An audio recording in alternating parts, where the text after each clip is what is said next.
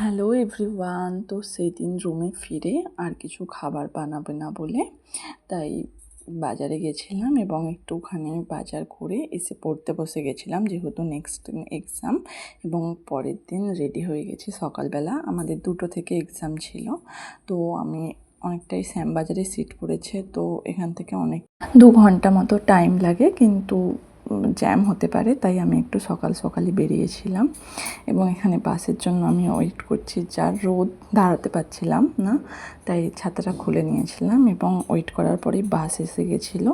তারপরে মেট্রো করে চলে গেছিলাম শ্যামবাজারে এবং পৌঁছে সেখানে একটু পড়ছিলাম। প্রথমে একাই ছিলাম, তারপর অনন্যা এলো এবং ওকে আমি বলছিলাম যে আমি ভ্লগ করছি। ও প্রথমে বিশ্বাস করছিল না, তারপর বারবার জিজ্ঞাসা করছে যে সত্যি সত্যি। তারপরে ও আবার বললো, হাই করে দিল। দেন পরীক্ষা দিয়ে এসপ্ল্যানেডে এসে গেছিলাম এবং ওখান থেকে মেট্রো ধরে হাওড়া এলাম। এসে ট্রেনে উঠে পড়েছিলাম এবং ট্রেনে ওঠার পরে এত ট্রেনটা লেট করছিল যে আস্তে আস্তে আমার সন্ধেই হয়ে গেল। দেন ওখান থেকে টোটো করে বাড়ি ফিরে পড়লাম।